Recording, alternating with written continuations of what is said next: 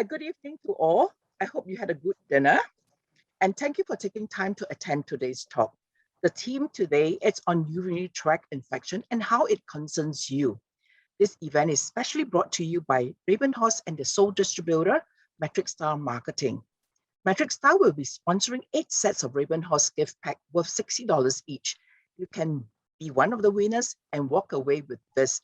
All you have to do is stay tuned, stay alert, with all the sharing from our specialists, our nutritionists, as well as, from Ravenhorse themselves, and you will be one of the lucky winner. Okay, some house rules. Please stay muted throughout the speaker's presentation. And should you have any burning questions for our speakers, you can type in the chat box. Okay. However, before we start, I would like to do a simple poll. Just 3 questions to understand the dynamics of our audience here today.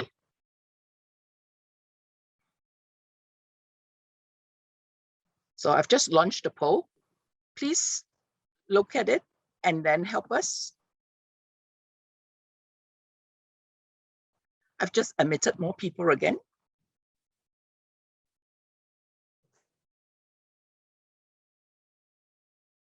Can you all see the poll, and can you all, just 3 simple questions.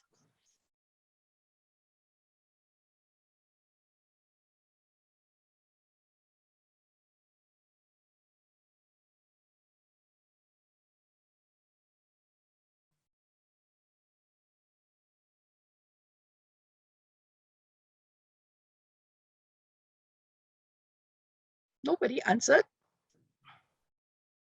What is the main reason for joining us today? Would you be either I often suffer from UTI. I want to find out more on how to prevent UTI. Nothing in particular. Oh, I can't see the poll. You can't see the poll? Yeah. Yes, I also cannot see the poll. Okay, I relaunched the poll At first, again. okay, but now no, cannot see. Because the chat in the chat group, I don't know why. Okay. Can you see? Can. How to prevent sulfur.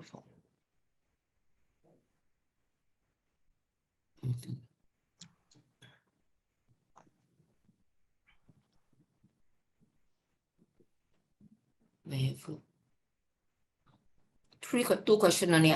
3. You just scroll down. Oh, scroll down, yeah. Yeah. Can you see? Can. What do you do when you have this TI?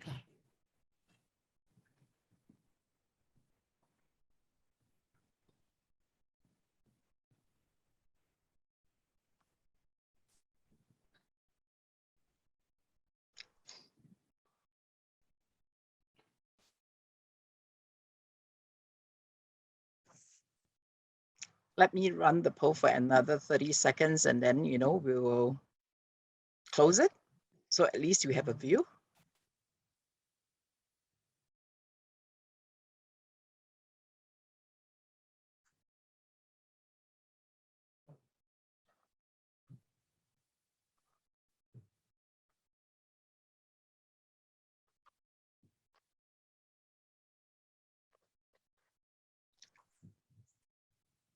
Okay, time's up. I will share the poll, and I'll share the results with you all. Can you all see? Okay, I often suffer. 2 out of 30 people, only 30 people participated, though we have about 50 people in the room. And one says, 21% says, I want to find out more on how to prevent UTI. I think that's exactly what we're trying to share with you too. And then the next one is how often. One says, one out of 30 says often, once every 3 months. 6% of 30 says between 3 to 6 months. 9 of it once a year. 14 says never. Good. I'm also very glad that, the answer is never, but it's good to know and good to be armed with information. And wow, okay. I like the one. She self-medicate, know who you are. Hey, that's kind of dangerous. You shouldn't self-medicate. And then the other one, leave untreated. Okay, I shall stop sharing and yes. Thank you for that poll. That was very enlightening. Okay, I think what we will do is that without further ado, let me introduce our very first speaker, Dr. Lai. Dr. Lai Kok-Ing is a specialist urologist practicing in advanced urology, and he has a practice in Gleneagles as well and in Mount Avenue. He received his training at the Singapore General Hospital and obtained his fellowship in urology from Royal College of Surgeons and Physicians of Glasgow in 2012. Dr. Lai championed the setup of whole lab for benign prostate at Ng Teng Fong General Hospital. The title of his talk tonight is on your burning question on UTI. Dr. Lai, please. Good evening, everyone. Thank you so much, Jenny, for that very kind introduction. I hope all of you can hear me well. I would like to start my talk.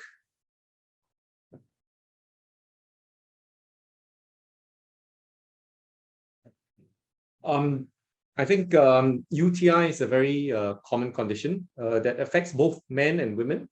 However, I've tailored this talk more for women, not because that men doesn't suffer from UTI. So I noticed that there will be male participants during the talk. So if there's any questions on male UTI, please go ahead and ask me at the end of the talk. I would start off with some broad classification. What is UTI? To keep it very simple, UTI basically means when the bacteria goes up your urinary tract. It can infect the kidneys, the ureters, and the bladder. For most of us, usually for the uncomplicated UTIs, it's just a bladder infection. And it's very common. It can happen in both men and women, with women being more common. And up to 50 to 60% of women will actually develop UTI in their life. And this is the common causative bacteria, which is E. coli, which causes urinary tract infection. So what are the symptoms of a UTI? I think the participants who said they've had a UTI, it would be they would know what it feels like. It's classical, it's pain and burning when urinating. And sometimes you get this sensation of wanting to go to the toilet, even when the bladder is empty, which can be quite distressing. You can have cloudy and bloody urine as well. In elderly women, you can actually feel tired, shaky, and confused. And that is usually more worrying when you have such symptoms. Having a fever is not a good sign, which may mean that the infection has gone up to your kidneys. And usually you should definitely seek medical help when that happens. That is a red flag. So that is I love this graph because it shows us the scale of the problem that is affecting everyone. So as you can see, there are two curves. One belongs to the women and the other one belonging to the men, which is shaded in gray. As you can see, UTI affects women more than men.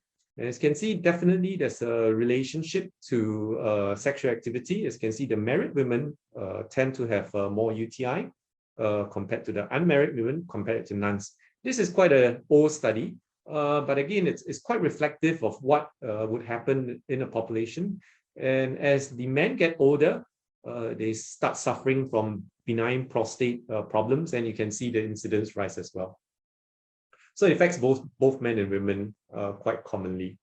Now, when would you need to consider starting to see a doctor is when definitely if you have what satisfy a recurrent UTI, which these are the definitions: 2 infections in 6 months or at least 3 infections in 1 year. Ideally, they should be documented with positive urine cultures. So you need to grow the bacteria to document the UTI by going to a doctor. Now, why do women get UTI?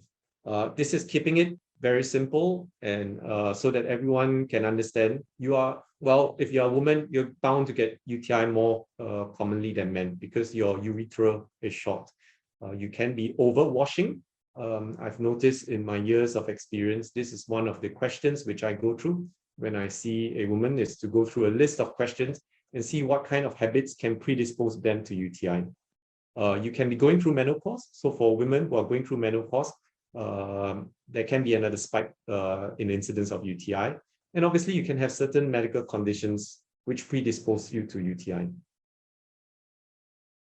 So this diagram on the left shows you why UTI is more common in women. It's a very simple physical explanation.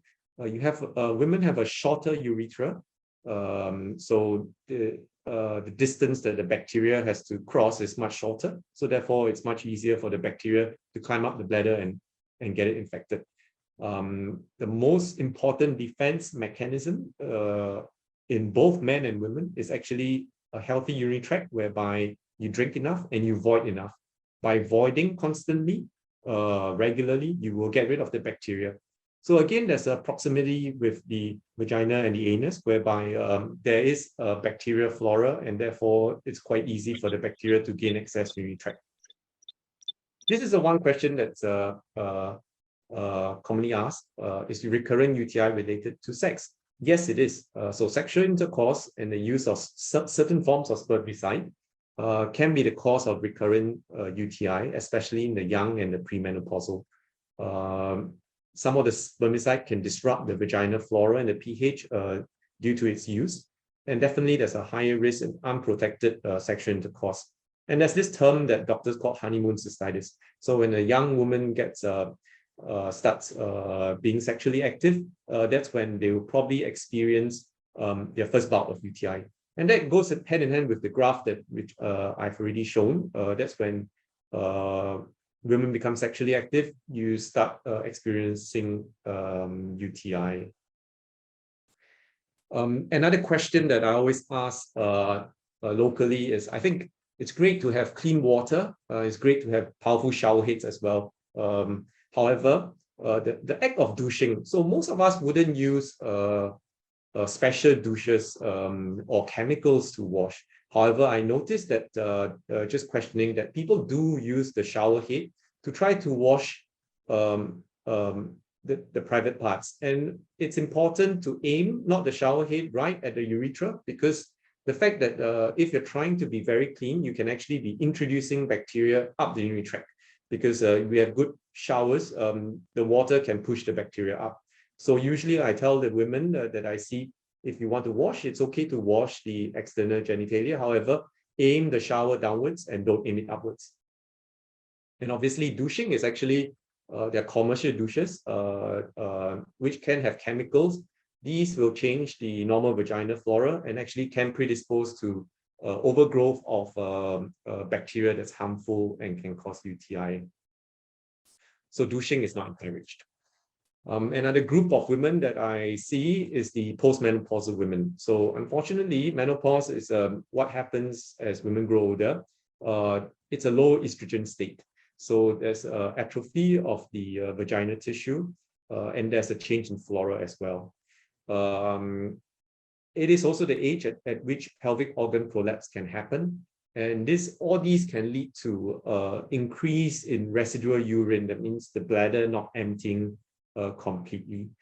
So for this group of women, there are maneuvers that I would advise to prevent the recurrence of UTI. We'll go on to that at the end of the talk. Then we come to the predisposing medical factors to UTI. And the background picture is that of a dipstick, whereby it's almost now common that all of us kind of know how to do an ART test. It's actually quite easy to do a dipstick test, which can show whether you have a urinary tract infection. Back to this slide, what can predispose to UTI? Diabetes, pregnancy, obesity, pelvic organ prolapse, and obviously the rarer things that the doctor would work up. Obviously, if you have a spinal cord injury, you can't empty your bladder that well. And obviously, you can have urinary tract anomalies or kidney stones.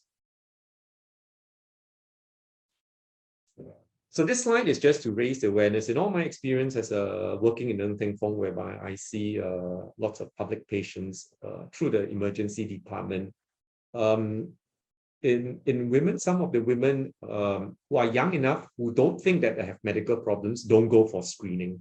So it's very important to recognize that diabetes is very common in Singaporeans. And if you have a family history of diabetes, I would strongly encourage you by the age of 30 to consider screening for any risk of diabetes. Those patients who have undiagnosed diabetes tends to have worse infections, including urinary tract infections going up to the kidney. And they end up staying in hospital pretty long because once the infections go to the kidney, usually you will need some form of intravenous antibiotics, and that will lengthen your stay in hospital. And it is quite well known that the UTI is a real risk factor for getting quite complicated urinary tract infection. So I think for all those young, the beauty, I do national service for Singapore. So at the age of 35, I had to undergo health screening by the army. So I think in younger women, whereby, you know, we're working hard, sometimes we forget, but you actually have to take control of your health.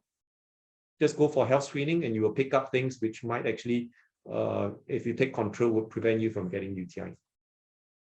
So these are the common things that I tell everyone on how to prevent UTI, so that hopefully you don't need to see a doctor and you don't need to treat it. How can you prevent a UTI? As I said, you increase your water intake, 2 to 3 liters of water. And obviously after you increase your water intake, you must go to the toilet regularly. There's no point just increasing the water intake and not going to the toilet, because you need the urine to flush the bacteria out. So avoid holding your pee. Fortunately, public toilets can be definitely dirtier than your own toilet. So that's a common problem whereby people end up holding their urine and end up predisposing themselves to UTI. Considering new contraceptive options, if you use spermicide and diaphragms, it's known to be associated with UTI. Urinating after sexual activity helps because the act of sexual activity does introduce bacteria up the urinary tract. Wiping from front to back when using a bathroom, and taking a cranberry supplement. It does help because it's been shown that it prevents attachment of the bacteria to your bladder. So can cranberry juice really help prevent UTI? If you look at the websites, there'll be some that say yes, and there'll be some that say maybe, and there'll be some that say no. There is this compound that's present in cranberry, which is called proanthocyanidin. It does inhibit the adherence of P of the E. coli, and therefore could decrease the virulence. So if I'm a young woman, I probably will take cranberry either in the juice or as pills for this compound. The advantage of juice is that it does increase your fluid intake as well. It's probably good for prevention. Now, if you use it for treatment, and again, it's, you know, we would still advise, I wouldn't use it as an outright treatment for UTI, but again, doctors will always encourage people to take more fluids. So if you're taking a cranberry juice, it will probably increase your fluids. And we do know that 20% of UTIs might go away just with conservative treatment. I think the most important is to know whether it will go away. So if it's getting worse, there's nothing wrong seeing a GP or specialist for some antibiotics. Probiotics. So it's important to understand that probiotics that helps UTI is different from the probiotics that helps the gut. So taking Yakult or Vitagen probably wouldn't help female UTI. The 2 strains of lactobacillus that's been shown to help UTI are these lengthy names: Lactobacillus rhamnosus and Lactobacillus RC14. So if you have previous UTIs before and you've taken courses of antibiotics, I suppose there's nothing wrong with trying some form of probiotics to replace the normal flora, so that basically bacteria and viruses have coexisted with humans for a long time. And as you can see, since we are now in a COVID pandemic, COVID has actually wiped out flu because they don't like each other. You know, even between the bacteria, there's good bacteria and there's bad bacteria. So E. coli is bad bacteria. So if you have UTI, perhaps then the antibiotics do sometimes kill off the good bacteria as well. And I guess taking probiotics may try to repopulate the bad bacteria with the good bacteria in the hope that it will prevent UTI. However, I wouldn't say this would be treatment. So this is a slide that I got from a website. So these are the myths about UTI. I lightened myth 6 and 7 because there's a bit of slight controversy over it. But basically, myth 1, to prevent a UTI, you clean your vagina with soap and water. So again, come back to the point, don't overwash and definitely don't douche. Don't use a shower head to try over clean. It's important to keep clean, but you're more likely to introduce bacteria up if you douche. And again, if your urine is cloudy or smells funny, usually it is related to food stuff. So coffee, all sorts of food flavorings can actually cause a strange odor in your urine. And cloudiness sometimes is due to what we call phosphaturia. But however, if you have cloudy and burning sensation, you probably have a UTI. And again, only women can get UTIs. No, that's not true. Men can get UTI as well. We usually, as doctors, when a man gets UTI, the advice is to seek urological help, because men should not get UTI until you're probably about 50 years old, whereby BPH starts setting in. But again, if you start getting BPH, you probably need to see a urologist. And the myth 5 is UTI can't go away. No, actually 20% of UTI can self-resolve. So if you drink enough fluids and there's not too much bacteria and you are able to flush it out and your own immune system can get rid of it, then that's all good. So that means it's probably a low-grade UTI. Fever is a bad sign. So by the time you have fever, I would really strongly advise you to see a GP to get a course of antibiotics. So fever, back pain, please seek medical help. Dysuria without fever, fair enough. Give it a go 1 or 2 days. Encourage your fluid intake, lots of cranberry, and see whether it helps. So drinking cranberry juice can treat a UTI. I put it in gray. I wouldn't use it to treat a UTI, but definitely if you had UTI before, perhaps you would want to take more cranberry, which, sometimes you really can tell when a UTI is going to start, and perhaps it might help to prevent it from getting a full-blown UTI needing antibiotics. And again, myth 7, taking probiotic can protect you. Again, it's hard to do all these data, which shows whether it can protect you from UTI. But again, these are the harmless maneuvers that you can consider if you are prone to UTI. So I go on to what my job is as a urologist. Again, same as a GP or any other doctors who see you for your UTI, even a gynecologist. First, history taking, physical examination. And again, there will be a certain test to establish a diagnosis of recurrent UTI. You need a urine culture to prove that you have a infection, a midstream urine analysis to see whether there's white cells, red blood cells, and so on. And again, we usually examine the kidneys and bladder, and we make sure that you can void well, especially in the more elderly women and men. And depending on your symptoms, further tests such as a CT scan or a scope into the bladder may be offered. So if you have visual blood in the urine, obviously what the doctor is trying to exclude is worrisome things like tumors or stones, which we can treat. So this is the busiest slide that as a medical professional, is just to highlight that there can be things in your urine tract that can cause UTI.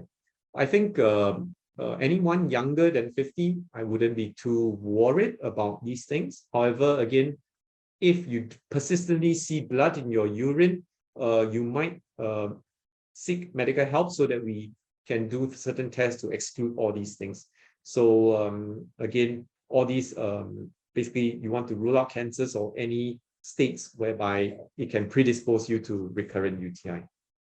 So that's when we order scans and consider doing scopes. So how is your UTI treated? Antibiotics, that's the mainstay of treatment. It's important to finish the course of antibiotics that is given, even if you feel better. Usually it will be 3, 5, or 7 days course of antibiotics. The problem with taking antibiotics is, I'm sure all of you know, if you overuse antibiotics, you tend to develop resistance. So there's a young lady that I've given prophylactic antibiotics before, and I saw her about 9 months later when she had a course of antibiotic.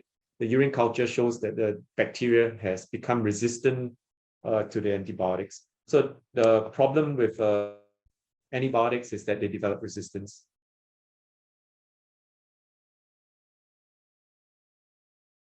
So these are the other therapeutic maneuvers that I would prescribe to any ladies that I see. For the postmenopausal, topical estrogens have been shown to work. So by applying the estrogen, they don't have the side effects that comes with systemic estrogen. It helps to increase estrogen levels around the bladder, and therefore decrease the risk of bacteria going up the urinary tract. What do we mean by a self-start regime? So basically, for patients with recurrent UTI, we prescribe a course of antibiotics, and when they notice, and because patients who had UTI before definitely can recognize what the UTI symptoms are.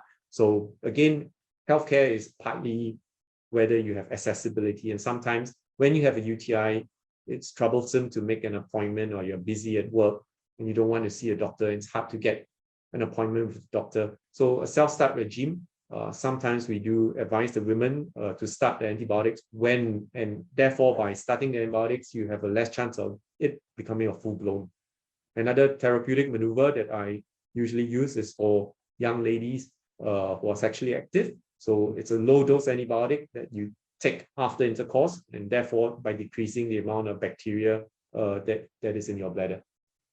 The last one, which is long-term low-dose antibiotic regime, I very, very seldom use unless the UTI is so serious that it's really bothering the woman and even prone to admission. So usually those you would only use if there's some structural problems or abnormalities that we have done on scans, which show that she's really predisposed, and you would then, because by doing long-term antibiotics, basically you would just increase the resistance of the bacteria to your antibiotics. So I've come to the end of my talk. The take-home message is you must understand your bladder and its defense mechanism, and you must take charge. Go for health screening if necessary, and know what your UTI trigger factors are. Anyone who has had UTI, probably if you dig deep into the history, you probably had one of these risk factors, like post-SR, post-sexual intercourse. And again, holding your bladder. We all know public toilets are dirty and would prefer to pee at home. But if you hold your bladder too long, you're going to get urinary tract infection. And obviously, some of us, we're too busy, not drinking enough fluids. So again, that's lifestyle changes you can change, and therefore decrease the need of seeking the doctor. And again, there's no problem with taking antibiotics, and sometimes antibiotics cannot be totally avoided. And if you need to, you can either seek any medical help to get a short course of antibiotics, which will settle your problem. So I've come to the end of my talk with this infographics. It is a very common condition. It's a huge medical problems. Lots of people get UTI, women more than men, but as men grow older, they also get UTI. So it's good to know and get armed with the knowledge so that you can change your lifestyle, so that hopefully you don't suffer from this problem too much. Thank you very much, everyone, for joining me this evening. Thank you, Jenny, once again. Thank you, Dr. Lai, for this very informative sharing. I will open it for Q&A at the moment. Let me remove you from spotlight. We have a question that came in. I think this question, though, is not related to UTI, but it's related to the talk. How often should one screen for diabetes? Yeah, I think that's a good question. I'm not an endocrinologist as well, but I should think most of us would probably, depending on what your risk factor is, I think there's a bit of a family history as well. So people, I do notice that diabetes do run in families. So if you have a family history of diabetes, I think there's nothing wrong with going for a health screening package at the age of 30. Because again, there's a well, we all know Singapore, the PM has, before COVID, declared war on diabetes. It is a very prevalent disease. And unfortunately, if you don't diagnose it early, you're going to have more problems from the diabetes. So I think the younger generation, it's good to take charge of your health. The fact that you're tuned in to this sharing session means all of you actually want to take charge of your health. So I think it's good to exclude diabetes as a cause. Diabetes causes a lot of problems because some people come to see a urologist thinking that they have benign prostate hyperplasia, but the problem with diabetes is it can cause what we call global polyuria. So you keep going to the toilet, and I diagnosed my fair share of diabetes as well in my clinics. So again, I'm not in touch with the guidelines, but fair enough. I think if I have a family history of diabetes, probably 30, 35 would be a good time to start screening for diabetes. Okay. Millie asks, is it okay to use feminine wash daily? And will it cause UTI? Interesting question though. It's a tough question to answer. It's hard to say whether, again, there's a lot of feminine products. I think basically, if I would say, it really depends on each patient. If you notice that your incidence, if you've started using feminine wash and then you realize that you get a urinary tract infection, then perhaps whatever you're doing is changing the flora, and that is predisposing you to UTI. We all know that douching is basically frowned upon. That's where you use powerful jets to try to clean the area. Again, I think there's nothing probably wrong with using feminine wash, but I guess it can also change your flora. So I think everything in medicine is, if you notice that you're getting more UTI, if you use feminine wash, then perhaps that's the one that's causing the problem. I guess suppose, reading the labels and see what goes in, right, doctor? Yes, so if it's very caustic and there's a lot of soap and things which you think that can kill off bacteria, perhaps that's not what you want, because it's good to be clean, but if you visit a lot of websites on UTI, basically don't over clean, because you might be cleaning away the good bacteria, and what happens is then the bad bacteria remains, and that's what causes UTI. Okay. I have an interesting question from Gerald. He asked, does frequent urination at night equates to increased risk of getting UTI? No, actually, urination by itself is protective for UTI. However, if you have frequent urination, that means nocturia is defined as more than passing urine once at night. Even when I wake up once a night, I get a bit bothered. So I think that the problem with urination at night is that it's a bothersome symptom, but it does not equate to increased risk of UTI. But nocturia is actually one of the most bothersome symptoms. And you'd be surprised that some people can be diagnosed with diabetes because it causes global polyuria. So they pee very often in the day, but because you can get access to the toilet in the day, you're not bothered by it. But at night, if you have to wake up to pass urine, it is quite bothersome, and it can, because it disrupts your sleep. And usually, if you have frequent urination at night, you probably end up seeing a doctor. But no, technically, it does not increase your risk of UTI. Okay, thank you, doctor. Our next question is that, is it generally E. coli, bacteria that causes UTI? What about the low-grade recurring ones that could be health-related, like stones? Tends to be E. coli. I would say E. coli is one of the most common pathogens that can cause. There's a few other classes of bacteria. They are usually gram-negative, like Klebsiella and Proteus and so on. So there's a few group of bacteria that can cause UTI. Most would be treated with antibiotics. But E. coli is the most common. Okay.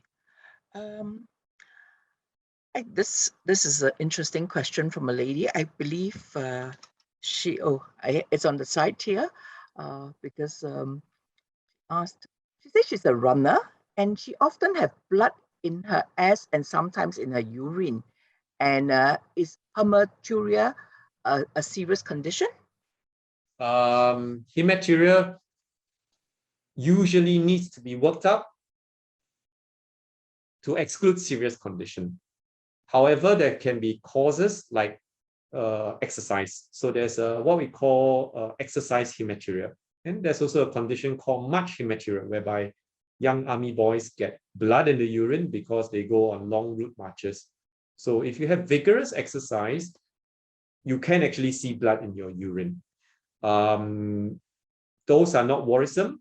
However, it is worrying to anyone to see blood in the urine.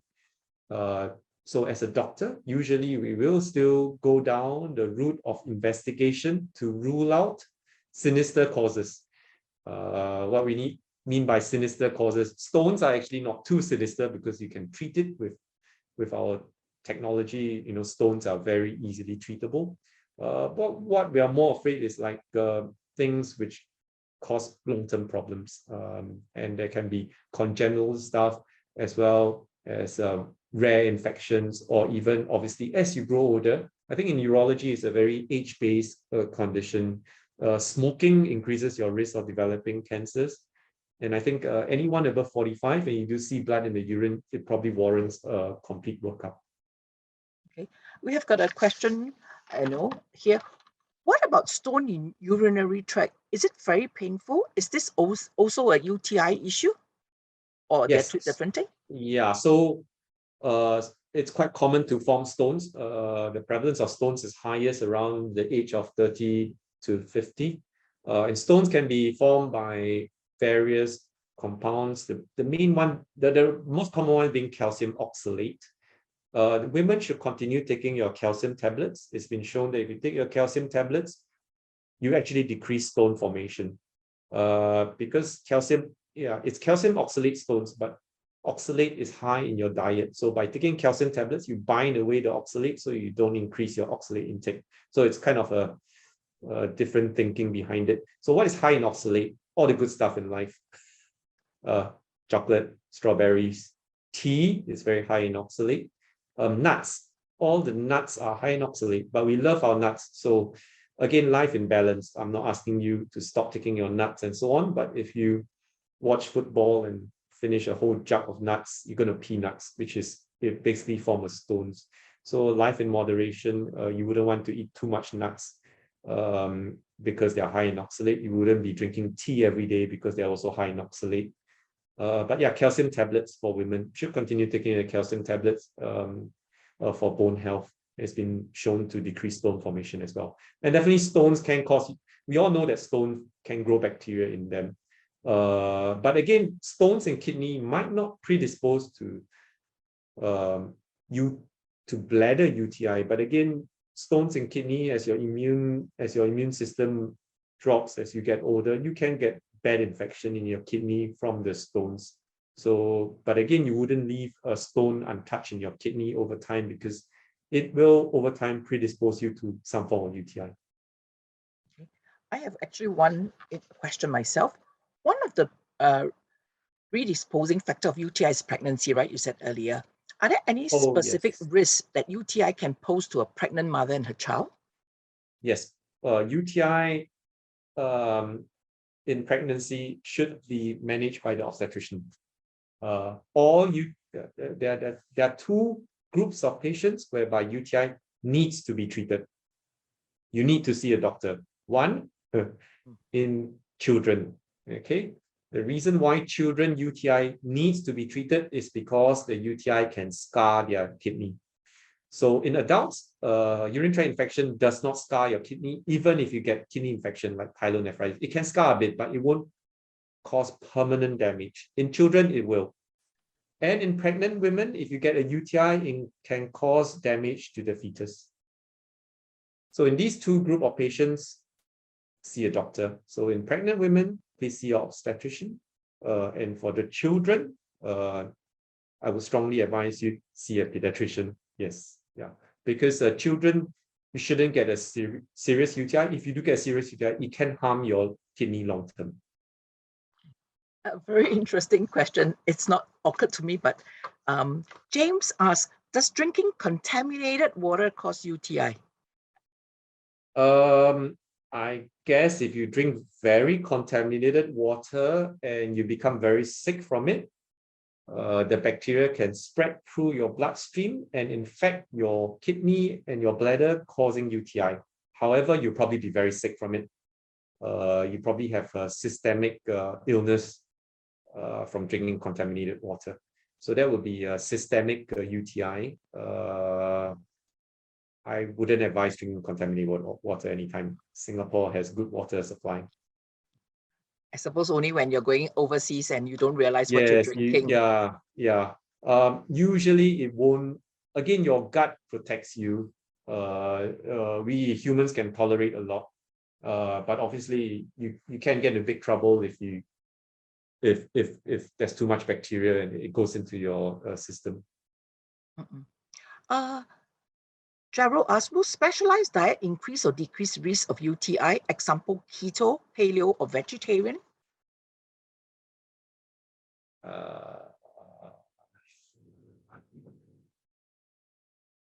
Very question. I'm not against any of this. However, I've seen even a young guy who took a high dose vitamin C and he formed vitamin C stones, which I have to clear.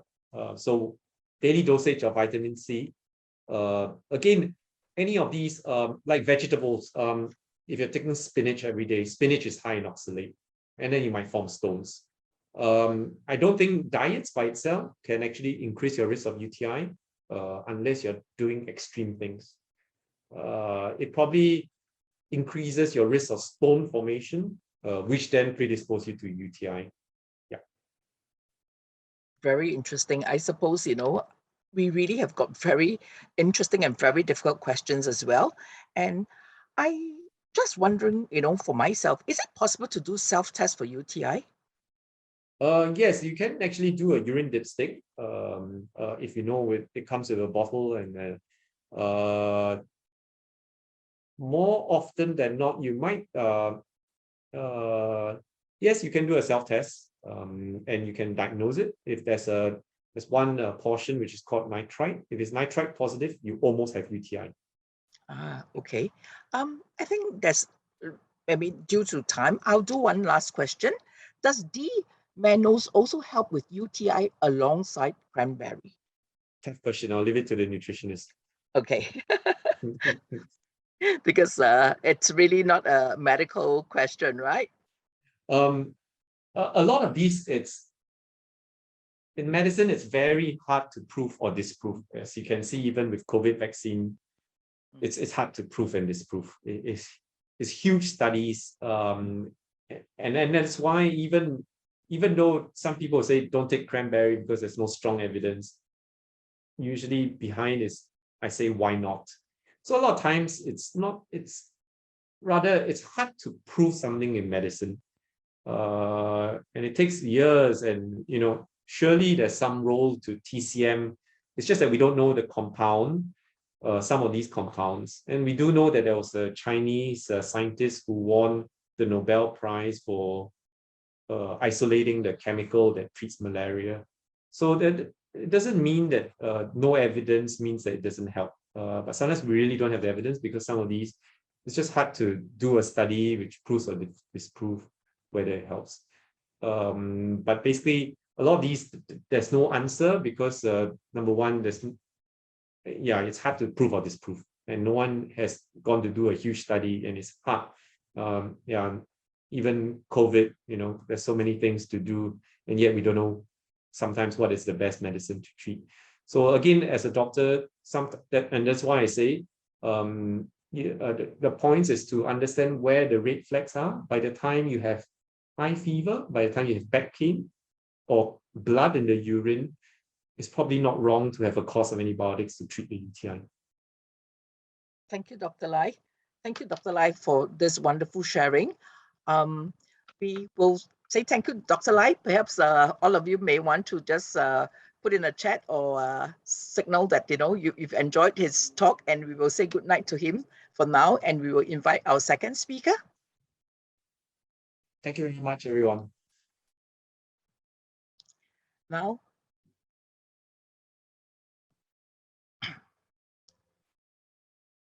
Next, we have our second speaker, Ms. Shalene Quack. Shalene is a practicing nutritionist with more than 20 years of experience in the area of public health, nutrition, and community education. She believes that anyone can eat well with simple, quick, and easy to do home-cooked meals for a healthy body and mind. She will tell us about the wonders of cranberries in her talk, Cranberries and You. Shalene, please. Thank you so much, Jenny. Thank you, Dr. Lai, for the very informative talk. UTI resonates very much for me because, and I can totally understand where Dr. Lai is coming from, because I had my kid had UTI unexplained since she was 10, and then it went on 10, 11, 12, 14, 4 admissions, you know. Yeah. Okay. And these were with no bacteria in the culture. So that was really a mystery. I even transferred hospitals because the doctors were baffled. So questions like cranberry, D-mannose and things like that. You know, when you're a desperate mom like me at that time, you will try everything. Yeah, even though the evidence is weak, but no harm trying, because cranberry juice, I take it as a form of fluid, as what Dr. Lai was saying. Yep. So without much delay, let me just move on to my slides. The World Health Organization has defined, it has defined a healthy diet as one that protects against malnutrition in all its forms, as well as chronic diseases like diabetes, heart disease, stroke, and cancer. Then you probably ask yourself, oh, in Singapore, we are so well fed. Why do we even need to talk about malnutrition? There is still malnutrition happening in Singapore. In what sense? Because people get overfed in other areas which you should not be taking so much in excess of, mainly fats and sugar. Okay, so malnutrition is still seen in Singapore, but we are looking at it from the other angle, where it is a first world problem, okay, with high intakes of fat and sugar, causing a lack of other key nutrients like calcium and antioxidants and B vitamins, for example. So what constitutes a healthy diet? This is a teaching tool that we use to teach our patients and clients on what constitutes a healthy diet. I think you probably remember from our time, or even your children's textbooks, that a healthy diet used to be shape of a pyramid. Yeah, but we recognize that we do not eat from a triangle, we eat from a plate. So to put it in a more pictorial, easy to understand way, this is how a healthy diet looks like. So you could see half of the plate will go towards fruit and vegetables. Yeah. In this case, your half will be going to vegetables, a quarter to whole grains, and the other quarter proteins, whether is it from animal protein or plant protein. Now, I think it is recognized that moving forward, a plant-based diet is the way to go in the prevention of chronic diseases and longevity. So that's why the stand here of having us to eat more fruits and vegetables. Yeah. Okay. So let me just focus on cranberries. Cranberries, you all know that it is a type of fruit. It is what we call a superfruit. Superfood or superfruit, like blueberries as well. These are very rich in antioxidants like anthocyanins, which are the ones which actually imparts the red pigment onto the cranberry. It's also very rich in another antioxidant called quercetin, vitamin E and C. Okay, so basically what it does is the antioxidants help to stop free radicals from damaging our cells and DNA in your body.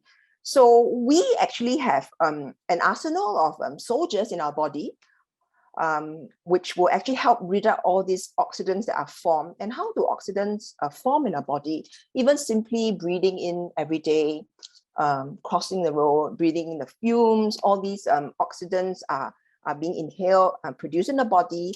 And then what happens is that you will need these antioxidants to mop up all these oxidants or free radicals, yeah, from damaging our body. Now, over time, cancer doesn't happen overnight. And over time, what happens is your cells and DNA in your body get damaged because there's just not enough defense anymore in your body. Okay, so the antioxidants have such an important role to play because they combat the free radicals from damaging your cells.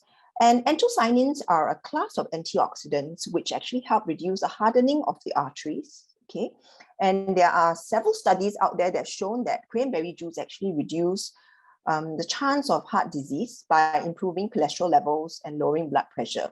I think it's also consistent with fruits in general as well. Okay, particularly fruits like cranberries because of its red pigment.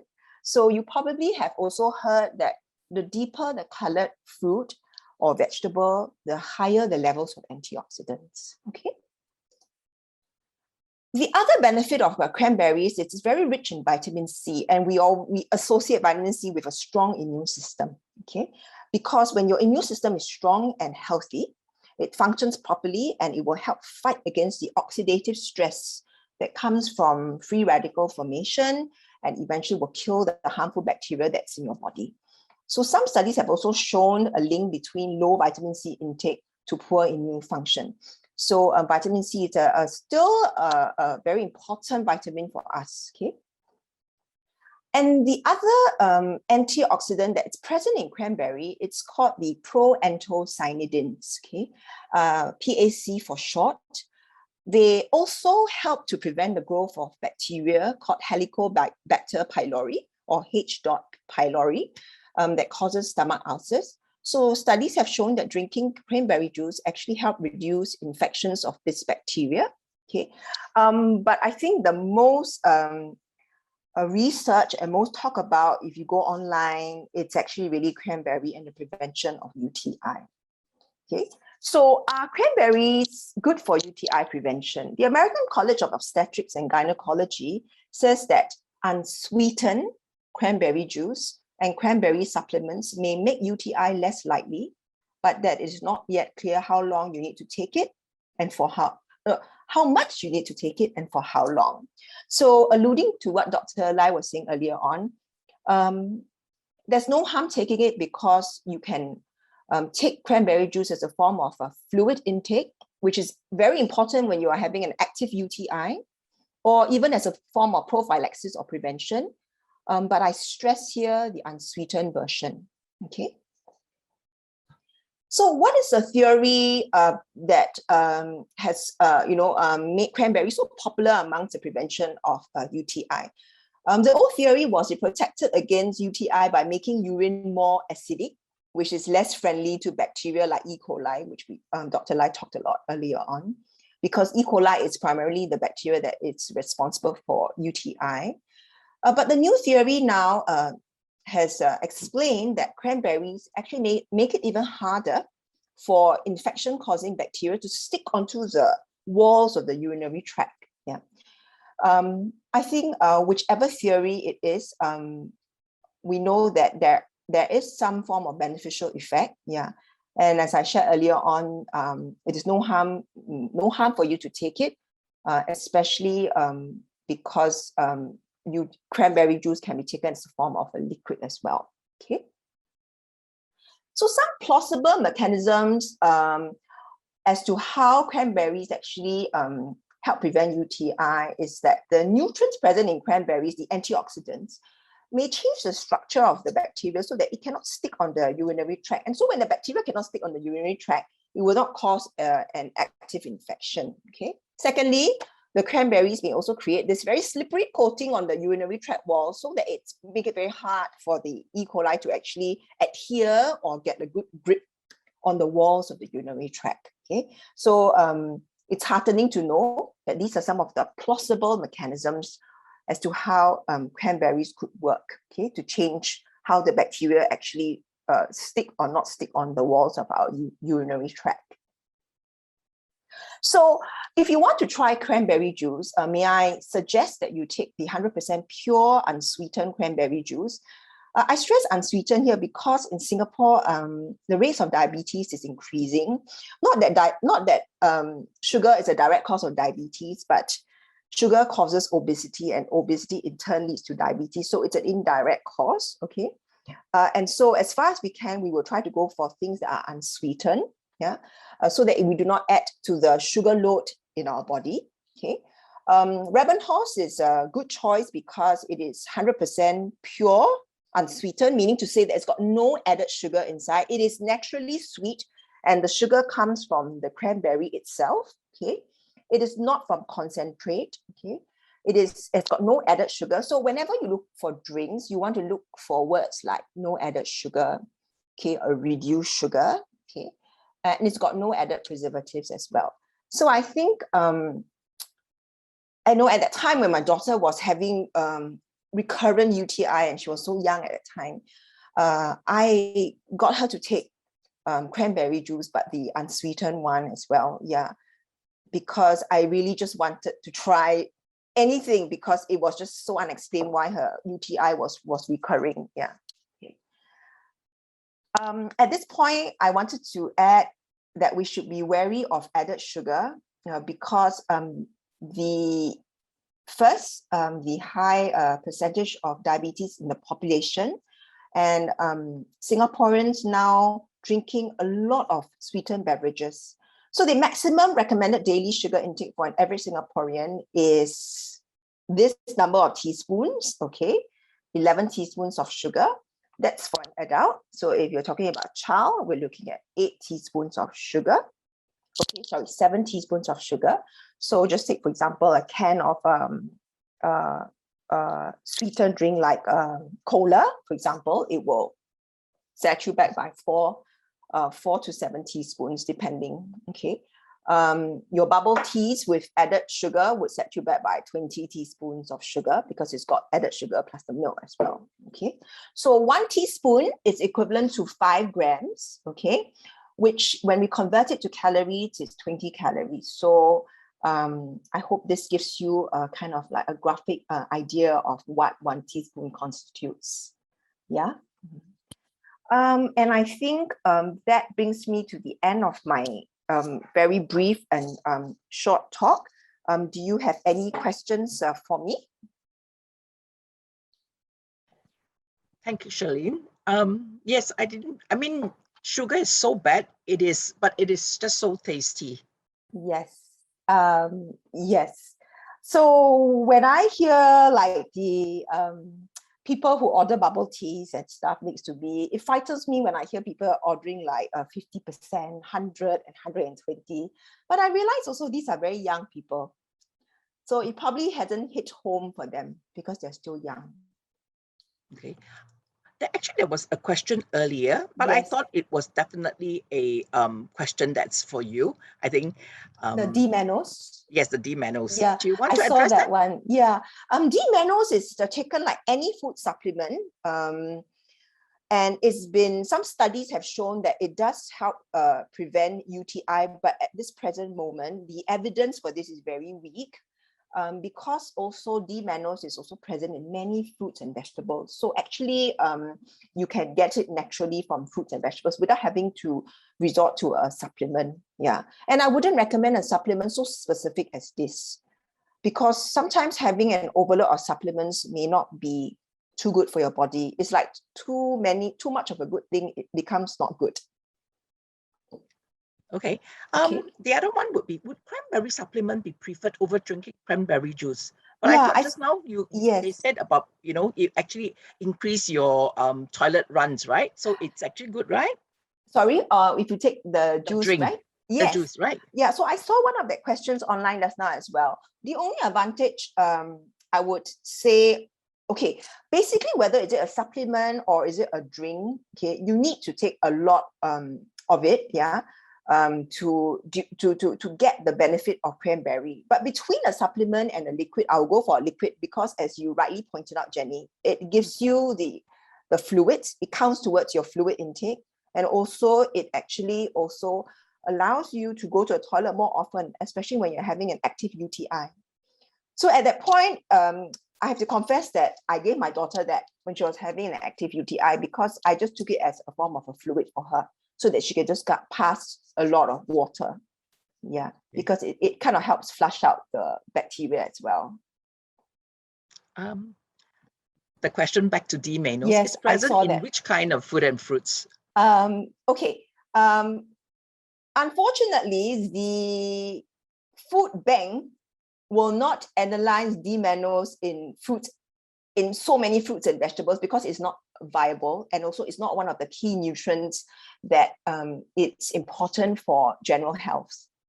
It's not like your vitamin C, your calcium. Okay, this is a very what do I call it? Like a micronutrient, which doesn't play a very big role in your diet. So it doesn't really matter even if we Yes. don't specifically, we would eat it anyway. Yes, and also because it doesn't make economical sense sometimes for the government or for food industry to analyze this particular one, because analyzing each nutrient costs a lot of money. Okay. Yeah. Noted. I suppose the question, it's sour, can suggest way to drink it. I think let us wait for the people from Ravenhorse to answer this question. Yes. Yes. And how often to drink cranberry to prevent UTI? Personally, I actually drink a glass a day, and actually didn't find it so sour. I think partly because of my age, and I didn't want to be, exposed to other Sweetened drinks? sweetened drinks. Cranberry is actually quite nice, and I also like the fact that it's antioxidant. It actually keeps me healthy, I feel. I think, Millie, thank you for that question about how often you drink cranberry to prevent UTI. I think as a prophylaxis or as a prevention, it could be one of the drinks that you could drink, for you to include as part of your total fluid intake, So of course, I mean, I would definitely recommend you to take 100% pure unsweetened cranberry juice over, let's say, a cup of bubble tea, right? For me too, I think that would be Yeah. definitely a better option. But I Yes. drink it more for, all the other health benefits as well. That's And right. since I have to drink, I don't want to end up drinking a latte, which I pay as much Yeah. for, or a cappuccino. I thought, a healthier drink would, bring me a lot further. Yeah. I see two more questions here. Are there other alternatives to cranberry? Cranberry is one of the superfoods amongst the family of the berry group. Yeah. The other berries group. So your blueberries, your raspberries, your blackberries, your cranberries. Yeah. They all have different. They all have a different class of antioxidants. But the one that's most researched in the prevention of UTI is cranberry. Okay. The other question, does drinking barley water every day help prevent UTI? I think this one goes back to fluid intake. If your barley water, if it's homemade with not much sugar added to it, yes, it counts towards your total fluid intake. The more water that you drink would help prevent UTI, because it actually prevents the bacteria from adhering to the walls of your urinary tract. Yeah. So it may not just be barley water. It can be chrysanthemum tea, homemade barley water, homemade water chestnut drink, homemade lemongrass, homemade honey drink, that kind of thing. Yeah. Can I eat dried cranberry instead?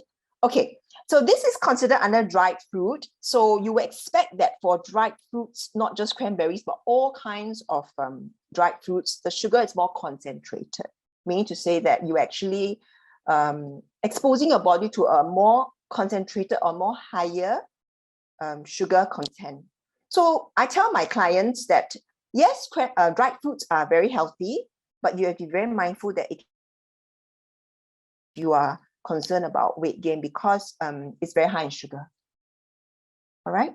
Whereas the cranberry juice, you can go and choose one with no added sugar inside, like Ravenhorse, right? Very true. I think, as we age, I think our metabolism rate is also lowering. So we tend to put on weight a lot faster, and Yes. especially if we've got a sweet tooth, Yes. it makes it all the worse, right? Yes, that's right. Yeah. Any other questions from the floor? Because I think somebody asked about Asahi, and I think it is not so right, in today's context, because we are talking about UTI and the latest trend of Asahi. I mean, would you want to take this, or do you want to pass? I find this a 50-50 question. Charlene, you decide. Asahi is also considered a superfood, one of the superfoods, together with cranberry. So I think it's your personal choice. What is your preference? If you want to have a, for me, right, I feel that antioxidants, the more colorful your diet is, the more you expose your body to different kinds of antioxidants. Yeah. But too much of a good thing may not be too good as well. Yeah. So Asahi is also one of the superfoods. If you like the taste, like cranberry, then please go ahead and also have it. But in terms of his research towards prevention of UTI, the evidence is not strong for this because majority of the research is linked to cranberry. Yeah. Even if you Google, yeah, online, you will see that. Okay, I think due to time constraint, we'll move on, thank you, Charlene, and we'll No move on problem. to the next speaker. I hope all of you had a good, we'll answer, Millie, I'll answer your question in a bit, where can I buy? Okay, maybe one last one before you leave. Catherine's asking, is cranberry juice acidic or alkaline? Okay, all fruit juices are considered alkaline. So although it is sour, people always think sour means acidic, right? But actually it's all fruits and vegetables are alkaline. Okay, so it's better.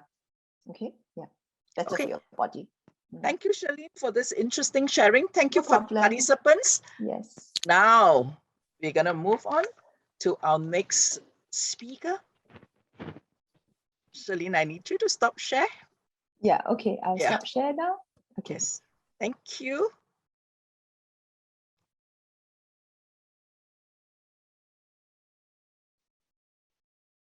We'll watch a video before I introduce my next speaker. In 1805, Father Laufs founded a vineyard that laid the foundation for the brand Rabenhorst. More than 120 years ago, Germany's first red grape juice was produced. By Rabenhorst, of course. Today, health is a global megatrend, but we at Rabenhorst have always known about the best of nature. And with our pure juices, we make a valuable contribution to a healthy diet. Important vitamins, minerals, and a genuine taste awaken inner strengths and sensibly improve the quality of life. Every day, we decide for the good, and our customers do the same, for themselves, for others, and for the world around us. This is what drives us, what gives people vital energy, what we Germans call Lebenskraft, and you can taste and feel it in every sip. For over 200 years, we've been giving our best for the people and the environment. We follow our convictions, not trends. We are committed to the highest quality of ingredients, purchasing, processing, and bottling. Our customers and trading partners have relied on this for generations, in Germany and throughout the world. We give vital energy. Lebenskraft. Rabenhorst. Thank you. We now have Mr. Peter Weishaupt to tell us why Rabenhorst is the very best for us. Peter is the International Sales Director at Rabenhorst and is responsible for the international sales of this traditional juice manufactured to over 40 countries. Peter, please. Yeah, thank you, Jenny. I hope you can hear me. Yes, loud and clear. Yeah, perfect. Yeah, good evening to Singapore. Good afternoon from Germany, from the autumn-winter coming cold Germany already. So we had 0 degrees in the morning already.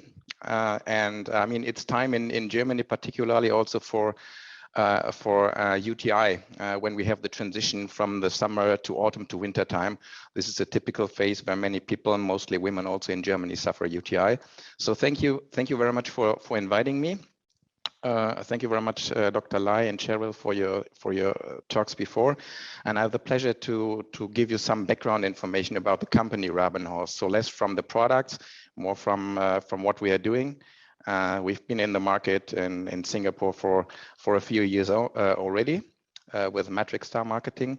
And I would like to let you know some information about us, the heritage, history, philosophy, and also coming to the fruits and cranberry juice in particular. I mean, the short movie you saw was a little bit a German lesson, so there were some German keywords. I would like to resume again a little bit. And the first one was explaining a little bit what we are doing and where we are coming from was the word Pioniergeist. And Pioniergeist in English means pioneering spirit. And since the foundation of the family business in 1805 in Unkel in Germany at the River Rhine, the family stood always for a pioneering spirit. So, for example, give you some years. So 1805, when the company was founded by the priest Johann Heinrich Laus, he founded a winery as a priest. In 1898, so end of the 19th century, his great grandson Alexander, he started producing the first, he called it non-alcoholic medical natural wine. And it was the red grape juice was born. So you can imagine that at that time, end of the 19th century, it was not possible to make juices. The word juice did not exist at all because there was no form of stabilizing, of making durable red grapes, for example, instead of fermentation and doing wine. So this was another pioneering moment from the history of the company. In 1920, already together with the so-called German reform movement, Haus Rabenhorst advocates a healthy and natural diet. So the family was always linked with natural food and natural with natural health from the early stages of the 20th century. In 1952, there was another moment, and the sons of the Alexander, they invented a first healthy particular juice for children. So we have a particular juice for children in our range too. And already in 1969 is when we started the organic controlled contract farming in Germany. So when organic was not known in many parts of the world, we started already 1969 with the first studies with the University of Kassel for organic farming. So we can also be seen as a pioneer in organic farming in Germany. And the second German word was Tradition, which is easy to translate, means tradition, of course. The company has always been family owned for 7 generations in the meantime, and will remain for the next generations, hopefully, from our point of view. We do not see tradition as backward looking, but as an obligation and as a responsibility at the same time. The next keyword you could see in the movie was Nachhaltigkeit. It's also quite interesting to mention. Nachhaltigkeit in English is sustainability. It is a strong trend right now in general for the world, for many companies, but actually we were a sustainability trend before it became one. As said before, we started already in 1969 with organic controlled contract farming. We followed controlled regular sustainability programs already since the middle of the 90s. And we follow also holistic corporate principles, which are to protect habitats as comprehensively as possible, to connect to nature, to be committed to humanity, to use raw materials as pure as possible, and to proceed the products as natural as possible too. The next keyword I would like to pick up is Erfahrung aus Tradition, means in English, experience by tradition. And this means that we have been producing juices since the end of the 19th century. And we certainly are one of the first producers of juices in the world. In over 120 years, we have gained a lot of experience in juice production, made for sure many mistakes you can imagine. But by the many mistakes, you can learn a lot about it. And of course, we have adapted to advanced technologies nowadays too. A further word I would like to pick up is Überzeugung. Überzeugung means conviction, and it means that we are convinced about what we are doing for generations. So we follow our company philosophy and strive to offer the best possible quality to our consumers worldwide. And we are open for new trends, but we always try to align new trends to our unrestricted quality policy, which is most important in what we are doing. And a further 2 words I would like to stick together is from our heritage is Bewusstsein and Verantwortung, meaning consciousness and responsibility. So we are aware, we are conscious of our history and values and anchored them in our corporate values, which are quality, sustainability, credibility, community, experience from tradition, as I said before, power of change and well-being. And in order to maintain these values, we see ourselves as having a responsibility to the environment, our family shareholders, our employees, our partners in the supply chains, the consumers, and also the generation to come. And of course, quality is, as I said, is a most essential point of what we are doing. And from the very beginning, so quality is key. From the very beginning, our innovative strengths has been accompanied by a clear commitment to quality. Both together serve the soul to enable people to enjoy healthy nutrition. And the clue points in this quality philosophy we have are over 120 years of experience in the production of high quality direct juices, only the best ingredients as sustainably as possible cultivated. So what we are using is fresh market quality, not a lower quality. And we do not work with concentrates, we just work with fresh fruits. We have our in-house pressing in the company. So it is a so-called single pressing. So we just press the juices one time. So when we talk about the cranberry, we do not press them a second or the third time like the industry usually do.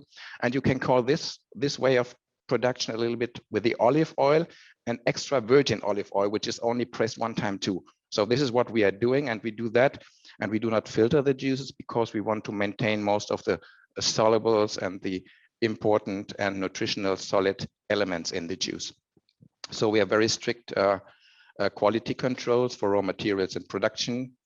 And the filling is particularly gentle so that the natural structure and valuable ingredients are preserved.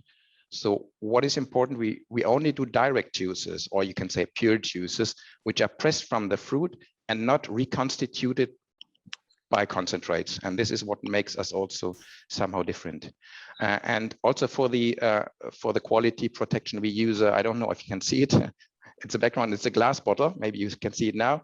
It's a brown glass bottle, and we do it for years. For once, it comes from our wine history, but the main reason is that for our perspective is the glass the best packaging for a very premium product, and also of course secures the content, the juice against the UV light. This is what the brown glass bottle is doing.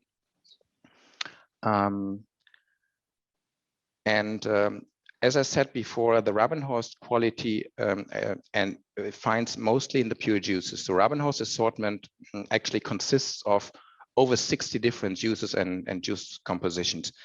And besides the pure juices, we offer also nectars and some vitamin and mineral supplemented juice compositions, such as, for example, 11+11. It's a juice we also find in the Singaporean market. It's a juice, it's 100% juice made by 11 different juices, and we add 11 vitamins. So this is what we are typically doing. But however, our core competence is a broad variety of really 100% pure juices, such as cranberry, pomegranate, blueberry, cherry, aronia, buckthorn, etc. So there are some more. And among all those, actually cranberry is the best selling item, not only in our domestic German market, but also in our international markets. And all of these pure juices, or we call them direct juices, or sometimes we say mother juices, have in common that they consist of 100% fruits only, without any preservatives, without water or sugar, and never made from concentrates, as I mentioned already before.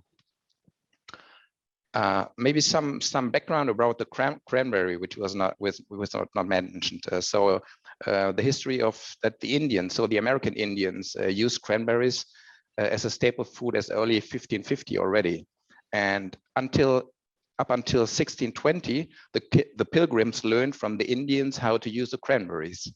The name cranberry actually is derived from a German word called Cranberry, and the English word is cranberry. So, which was called the first cranberry in English by a missionary called John Eliot in 1647. This is where the name goes back. And also cranberry were originally used to cure meat and to dye textiles. Also quite interesting historical detail. Some details about our cranberry production at Rabenhorst in Germany. With an annual in-house processing volume of about 1,000 tons. So 1 ton is 1,000 kilo of cranberry. We are the largest cranberry processor in Europe. The Rabenhorst cranberry juice contains only North American cranberries, from the genus Vaccinium macrocarpon. This is quite important because these contain the highest amount of special secondary plant substances, the proanthocyanins, as already mentioned by Cheryl before. And you learned today a lot during the presentations of Dr. Lai and Cheryl already about that. The origin of our cranberries today for some years is Canada. We worked for several years with also a family-owned farmer in Quebec. And according to our philosophy, we look for long-term partnerships along the supply chain. We only use so-called grade A quality in the fruits, which is equivalent to fresh market quality. And the incoming fruits first are carefully inspected when they come into to our facilities in Germany. The fruits are carefully inspected through our quality management and lab. And they're checking the ripeness, the color, the flavor, the aroma, and of course, sugar and acid levels and the vitamin content. So we only accept the best quality. The cranberries arrive our pressing facilities from an intermediate storage in deep frozen conditions. So they pass a gentle berry defrosting line process before they are passed to our own facilities in our production site in Germany at the River Rhine. As said before, we only use 100% cranberry for the pressing and press only one time, no subsequent pressing. Nothing than 100% juice will be filled in the bottle and no additives and preservatives, no added sugar and no water. I would like to underline that again. And in the pressing process, hardly any valuable solids parts are removed from the juice, which means that the naturally occurring secondary plant substances, the flavonoids of the cranberry, remain largely present.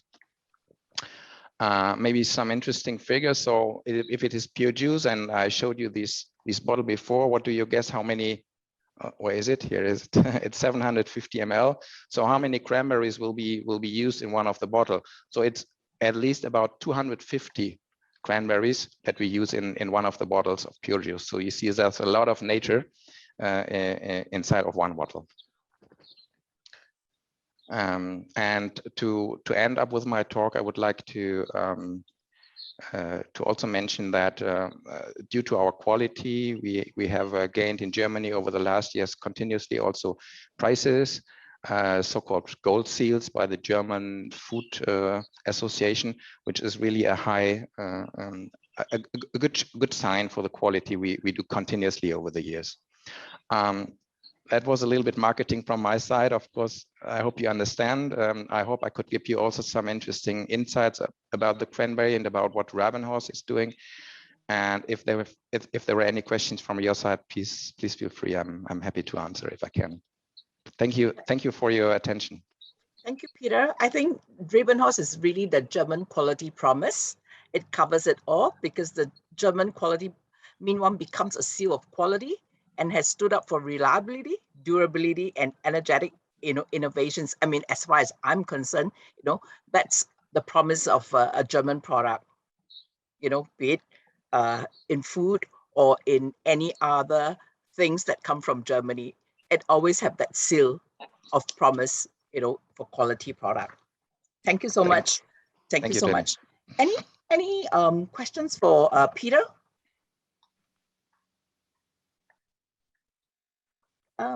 Thank you for introducing Rabenhorst, Peter. Without sugar and preservative, does it mean that the juice have shorter lifespan? A shorter lifetime, you see? Lifespan. Sorry? Lifespan, yeah. No, it has not. I mean, because what we do is a gentle pasteurization process, and the shelf life is 2 years, independent from the lack of sugar or the low content of sugar. It is because we have a lot of experience by a smooth process. There is, as I said, no additives or no preservatives. And the clue is that we use a glass bottle, and you can only guarantee, of course, with a smooth production process, with a lot of experience, but only with a glass bottle, such a long shelf life with the juice. Actually, it is 2 years, but it would last even longer with a glass bottle. You will never have a kind of shelf life like that with a PET bottle or with a carton bottle. It's a question of the material and, of course, the procedure of production. So it's something like how you keep the wine, the longer the better. It doesn't really matter, right? Is it because of the bottling method? It is actually. So we have also particularly those juices Cheryl already mentioned with a high content of antioxidants. Yeah. So more the blue and the red fruits, they sometimes get even better when they are in the bottle. And we also have this experience with our pure juices. If it is cranberry or blueberry or blackberry or whatever, we have this this experience too. We can share. Yes. Okay. Another question is that are they cold pressed? No, they're not cold pressed. So what we do is a hot filling. So we have another cold press is by pressure. So doing like producing a shelf life by high pressure. And what we are doing for since ever is a pasteurization. So that means when we fill the juices, we fill them up to the lowest possible temperature, but as high as to destroy all the germs inside, which is around 80 to 90 degrees. But then it's the clue to cool it down as soon as possible. And there's a special recooling system after the pasteurization, where we recool the juice to 20-25 degrees for the filling temperature. Then. Okay. Due to time, let's take the last question. They're asking how many mg to drink daily? Well, what we suggest is, I think Cheryl already mentioned that, what we suggest is by experience to drink about 75 ml per day. A little bit as a prophylaxis if in periods like this in Germany, or if you know that, I mean, sometimes we say if the bikini season started here in Germany in summer and springtime, it's also a dangerous time for that. So it's some people use it one time 75 or even up to 2 times 75 ml per day. I know the taste, Jenny, you mentioned is very sour, but I agree with Cheryl completely that you should not put any sugar inside. You should take it a little bit more like a medicine, yeah, or either dilute it with water if you like, or drink it pure. And I mean, actually, we have a wording in Germany saying that a medicine should not taste well, yeah.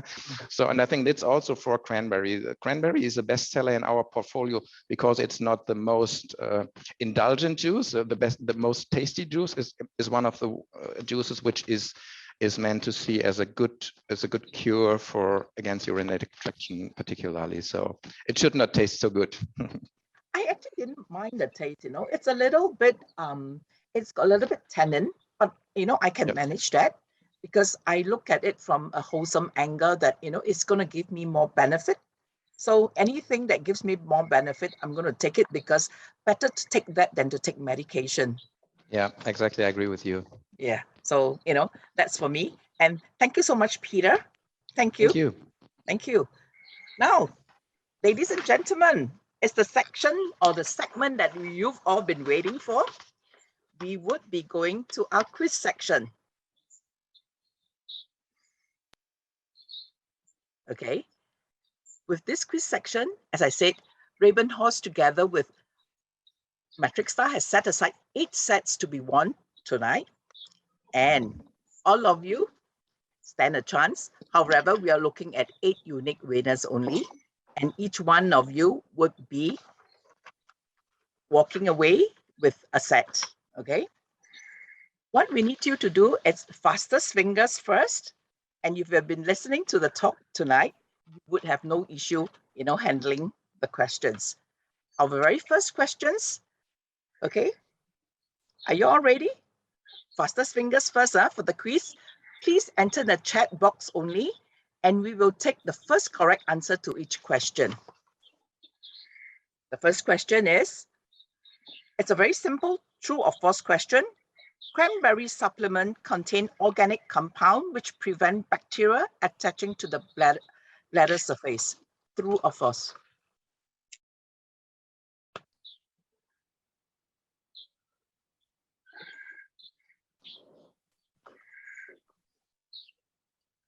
I see people are not entering the answer. Okay. Okay, we're finished with the question. My second question will be, approximately how many cranberries are in one bottle of 750 ml Ravenhorse Cranberry Pure Juice. Wow. Okay, coming. I see them. Oh, it's not 250 grams. The person who typed 250 grams is the wrong answer. It's 250 berries. Okay. The third question, another true-false question. Douching helps prevent UTI. True or false?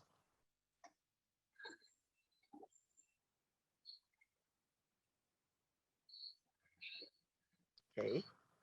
Our next question. Does Ravenhorse Cranberry Pure Juice contain any added sugar?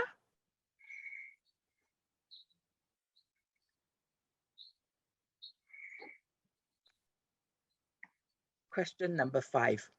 What are the ingredients in Ravenhorse Cranberry Pure Juice? Easy questions, right? You've been listening, you would have no issues with, any of the questions above. Question number 6. Name at least one retailer where you can buy Ravenhorse Cranberry Pure Juice from.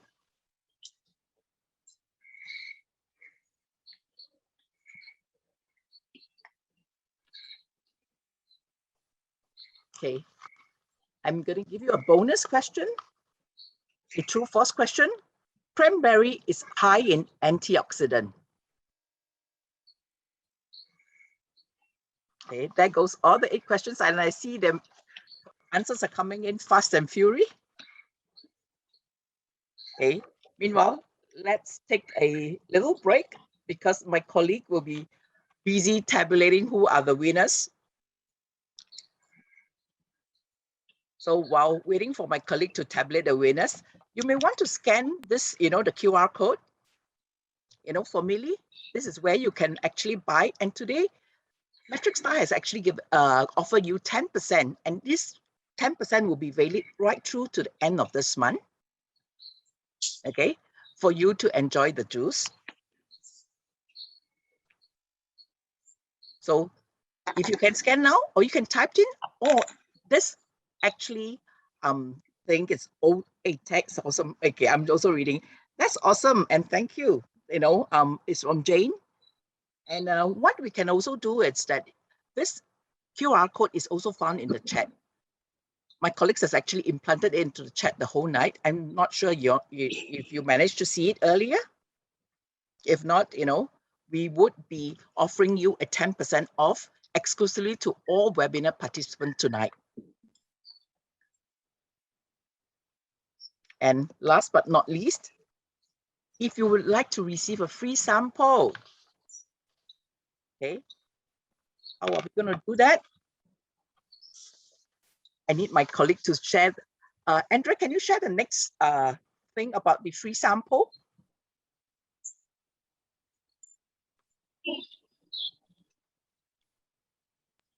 Sorry, I think it's getting late, and she possibly looking for that. Yes. To receive a free sample, kindly WhatsApp 6280-6690 with your name, your address, your email, and your contact number, and we'll arrange for some samples to reach you. Okay. So finally, we're going to share who are the winners. And winners, I need you to share your contact details privately with me, or in this chat, a private chat, and I will tell you how to collect your prizes. For the rest, if you are keen to receive free samples, please also note that you have to text us. Okay. Now let me look at the question. The first question.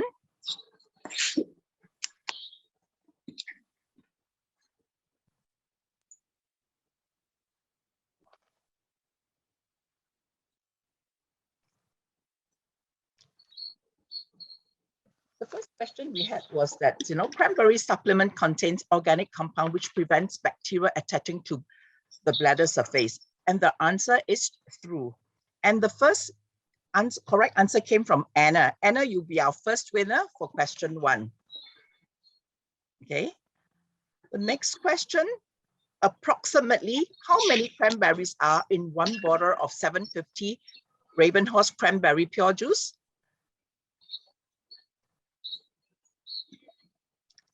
I guess all of you know. Irene Lee's got that 250 cranberries. Congratulations, Irene Lee. And then the third question, another true or false question that I said earlier. Douching helps prevent UTI. The answer is false. And oh, Irene, you've won already. So we would pass the chance to the next person, David So. David So, you got our third prize, the third hamper. David So goes to you for douching helps prevent UTI. False. The fourth question is, does Ravenhorse cranberry pure juice contains any added sugar? And of course, the answer is no. And it goes to YC Ying. YC Ying, congratulations. You got that right. No sugar added. And our fifth question is, what are the ingredients in Ravenhorse cranberry pure juice? The answer goes to Jiali. Jiali, purely 100%, only berries, only cranberries. That's the answer.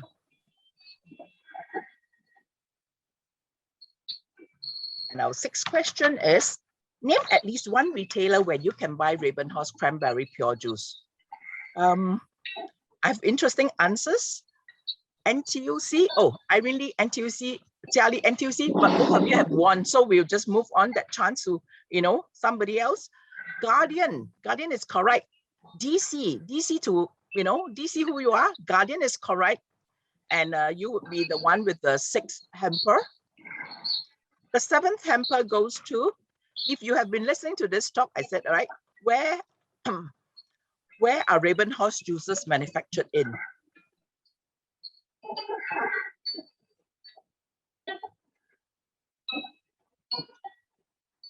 Oh. Did I miss that question? If I think I possibly missed that question, I think I just jumped to cranberry, true or false, right? My apologies. Okay, then the seventh hamper belongs to me then. Okay. The eighth question is, cranberry is high in antioxidant. The answer is true. And we have got Jiali. Jiali, you've already won. So we will move that to Desmond Cole. Desmond Cole, congratulations. You've got that correct. Cranberry is high in antioxidant.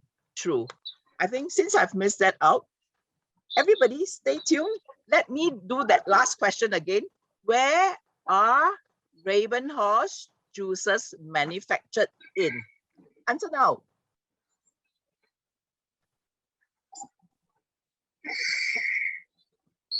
Can't raise hand. Do you want to type in the chat instead? Oh, wow. Thanks. Okay, let me see. Since I've missed that out, I have to be more careful because I was so excited about, winning the juice myself. But I know being, the MC, I can't join and I can't win. TN Chu, thank you. You've got the answer correct. Germany is correct. So thank you so much. Have you managed to get the telephone number to send if you want to share the sample? You want the sample? Do text us. Did you, Andrew, can you share the last screen again for them to take our number? Otherwise, it's 6280-6690. WhatsApp us. It's a business number, so it's 6280-6690. Text us with your name, your address, your email, and your contact number, and we'll arrange that for you. So, winners, do share with me your contact details privately, and I will send you how to collect your prize. For the rest, you would be receiving the sample if you've actually also informed us. Otherwise, now is your last chance before we call it a night, because we've come to the end of this session. But last but not least, a big thank you to Ravenhorse, Metric Star, and most importantly, you, as your presence is my present. Okay, we hope it has been an enjoyable and fruitful session. See you soon in December as we have lined up another talk on dementia. So if you would like to stay tuned, we will put you and we will keep you informed of our next chat and next webinar with Metric Star in December. Thank you all. Good night and see all of you soon in December, and have a great evening and a good week ahead. Thank you.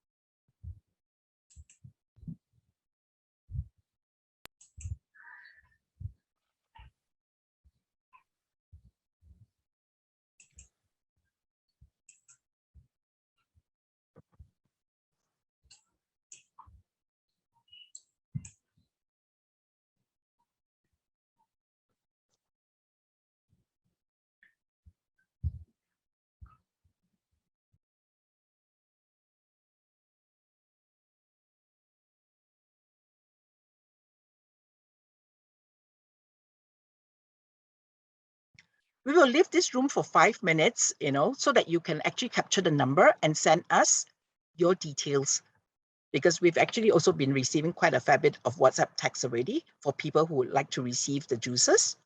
So if not done so, our number is 6280-6690. All we need is your name, your address, your email, and your contact number. And for the people who have won a prize, do remember to let us know who exactly you are so that we can arrange with you to collect your prizes.